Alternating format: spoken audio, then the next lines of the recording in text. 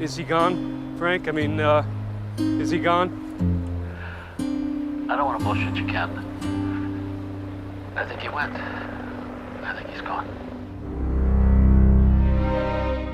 When Jesse told me that that was going to happen, I wasn't terribly surprised. I thought it made sense dramaturgically. And then when I read the script, I found it shocking and emotionally devastating. We didn't really have a death scene for Logan, and that was obviously intentional. We wanted to capture a feeling of death that people experience in the modern era of separation, of communication over phone and email. These things happen in all our lives, with our parents or anyone you love, anybody in your life, and something happens and they're just gone. I think it's going to have an extraordinary impact. We were sort of told ahead of time before we got the script what episode 3 was going to be about, but the way that it starts out for Roman with the disappointment that Dad's probably actually not going to go to his son's wedding. Are you going to make it at all? We got him some, Combined with having to have that conversation with Jerry, I feel like professionally it's the worst day of his life, and personally it's one of the worst days of his life too. What's going on, Roman? He has no idea how much worse it's about to get. Your dad is very sick. He's very, very sick. What? Being in that frame of mind for 2 weeks at a time is not healthy. To some extent, this is just, my job, and I'm trying to keep the emotional stakes up and put the character through that, and then go home. But the problem with that is going home, yeah, that was Roman going through that, but physically, I actually had to go through that, so I was sort of, it's this weird disconnect of feeling physically like I've gone through some sort of emotional trauma, but I haven't. I found it was better for me to pull out of it completely so that it could be fresh still, because for me, staying in means that it dulls and it's not good. You are trying to live with and embody the death of a parent. It was hard. One of the things about this show, time and time again, I'll be given something that I think this is the limit of what I'm capable of as an actor. Here's my wall. And then you have no choice but to go through that. And this episode was one of those. Con. Did you take care of that for Con, us? Yeah. it's serious. Come here. I was taught a long time ago that you just have to accept the fact that your performance is going to come from all the other characters around you. If you're just open to what is going on. They think he's dead. And when Sarah came in to tell me, and Sarah was a puddle, that it was just like game over. You don't have to act.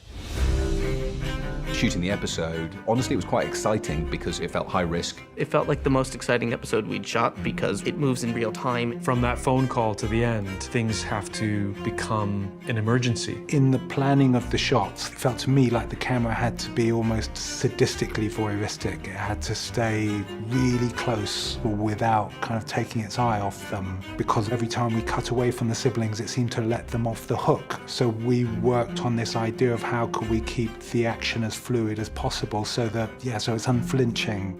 Mylod tried to credit me with this, but I think he was trying to be generous. It was his idea. Kieran and I had spoken about it. I think actually it might have been Kieran's idea. And we thought, what if we actually ran that whole sequence as one once we've done everything else? And so when we came into shoot, I asked, are we still doing that? And he went, oh, good idea. Oh, good. To try to make it seem like it was my idea. Very nice guy. But that is what we ended up doing. We shot 5 or 6 days of the sequence bits, and then we ran the whole thing. As it turns out, it's like a 27-minute long scene. It was like a 28-page scene, I think, which is very, very, very long.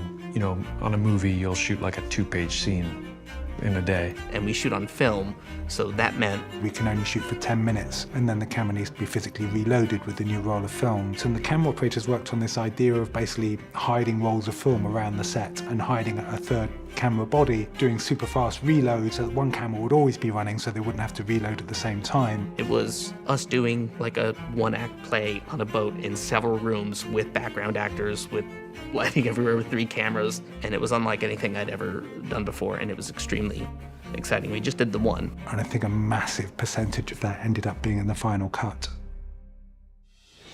I think today's the day. Suddenly, episode 3, he's gone. And when you've removed that one element, you're going, well, where's the conflict?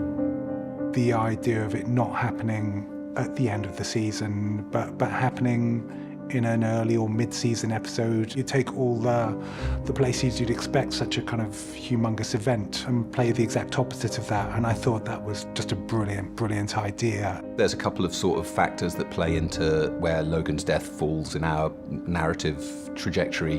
One is a sort of base one of like, oh, maybe it'll surprise people. Oh, man. You know, I am not immune to such thoughts of wanting to keep the show exciting and fresh. I think much more prominent was the feeling that if we're going to do this, we don't just want to see people crying and then have a funeral and be done with the show. We want to see how a death of someone significant rebounds around a family.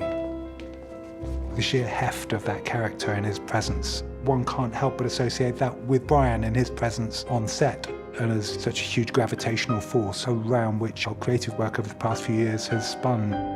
When you're playing a part that is removed in that way, yeah, it has an effect on you. You feel, hang on, this is one of the greatest pieces of work I've ever been involved in, and suddenly it's no more. But it's also, it reflects what our existence is about, because we're here for a time and then we're gone.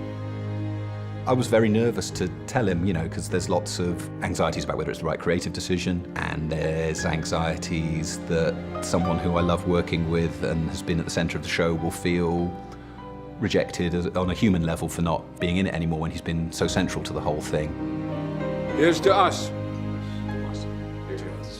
When you work with the genius of somebody like Jesse, it's always sad when that comes to an end. There's no question about it, because you've had such great respect. We're out of here. He took it like a total pro, and he was professional and decent and kind and enough to make it, yeah, a pretty good meeting, but a sad and significant one. It's going to be hard when the public see that he's gone in episode 3. I think they're going to find it tough, because they've lived with Logan for so long, so they're going to miss him.